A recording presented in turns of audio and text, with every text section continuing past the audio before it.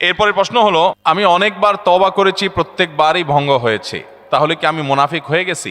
না ভাই, তওবা হওয়ার পর তওবা ভেঙে যাওয়াটা অস্বাভাবিক নয়। আপনারা খুশি হবেন শুনে, আমাদের রব আল্লাহ রাব্বুল আলামিনের একটা গুণবাচক নাম হলো তাওয়াব। কি নাম ভাই? তাওয়াবের মানে জানেন? আল্লাহু আকবার। রিপিটেডলি, বারবার যিনি বান্দার তওবা কবুল করেন। এই জন্য ভাই, একবার গুনাহ হয়ে গেছে, আল্লাহর কাছে তওবা করেছেন, চেষ্টা করছেন যে আর যেন না হয়, কিন্তু আবার শয়তান কাত করে ফেলে দিয়েছে, আবারও তওবা করে ফেলবে। এবং দুর্বল হবেন না। এখানে ইবলিস আপনাকে বলবে, তুই এতবার একই কাজ করে তওবা করছস আল্লাহর কাছে, আবার কোন মুখে তওবা করবি? থাক, বাদ দে। আপনার তওবা থেকে দূরে সরাবে। এটা হলো শয়তানের সবচেয়ে বড় অস্ত্র। কখনো নিরাশ হওয়া যাবে না। তওবা আগের বারের চাইতে পরের বারটা আরো স্ট্রং করবেন, যে ঠিক আছে আগের বারটা তওবা আমি দুর্বল ছিল, এটাকে আরো স্ট্রং করব, চেষ্টা করবো না ইনশাআল্লাহ। তাহলে তওবা বারবার করতে হবে, বারবার করতে হবে। ভেঙে গেলে আরো শক্ত, হার্ডলি তওবা করতে হবে, নিজের প্রতি নিজে শাসন চালাতে হবে। এভাবে ইনশাআল্লাহ সামনে আগাইতে হবে। ভারতবর্ষে একজন কবি বলেছেন, আরে ইয়ে কুস্তি তো হয় অমর ভর কি, কবি ও দাবালে কবি তু দাবালে। ইবলিসের সাথে তোমার এই লড়াই তো সারা জীবনের। কখনো ইবলিস তোমাকে কাত করে ফেলে দিবে, তোমার দ্বারা গুনাহ করায় ফেলবে, আবার কখনো চোখের পানি ফেলে কেঁদে কেটে আল্লাহর কাছে একান্তে।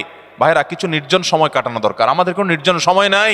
নির্জন সময় হলে ওই মোবাইলে আমরা ঢুকে পড়ি, মোবাইল টোবাইল বন্ধ করে ফেলে দিনে রাতে 24 ঘন্টার ভিতরে 5 ওয়াক্ত নামাজের পরে আগে যে কোনো সময় অন্তত 2-4-5টা মিনিট একটু চিন্তা ভাবনা করবেন, একটু নিজের হিসাব মিলাবেন, আল্লাহর সাথে কথা বলবেন। আজকে একটা গুনাহ হয়ে গেছে, আজকে একটা কাস্টমার মহিলা আসছে, তার সৌন্দর্য দেখে তাকে নিয়ে বাজে চিন্তা জল্পনা কল্পনা করেছি, নোংরামি করেছেন, গুনাহ কাজ করেছেন। কোনো কাস্টমার এসেছে, তার সাথে ফাঁকি ঝুঁকি দিয়েছেন, 2 নাম্বারই করেছেন, মিথ্যা কথা বলেছেন, কিনা দর এত আছে বলেছেন, আসলে এত আসে নাই।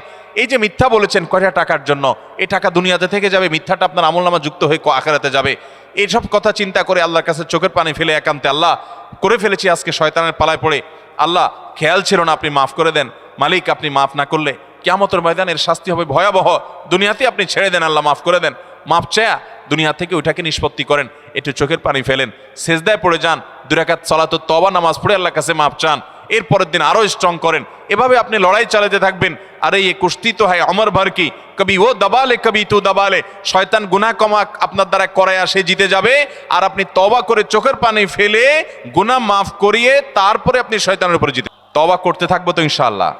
তওবা করতে কখনো ক্লান্ত হবে, তওবা অব্যাহত রাখবেন, অনবরত রাখবেন। দুনিয়াতে কোনো ফেরেশতা মানুষ নাই, সবাই গুনাহ করে। এর মধ্যে সবচেয়ে উত্তম মানুষ হলো গুনাহ করার পর যে নিজের ভুল বুঝতে পেরে নিজেকে শাসন করে সংশোধন করে সে তওবা করে মাপ চায়। মনে রাখবেন,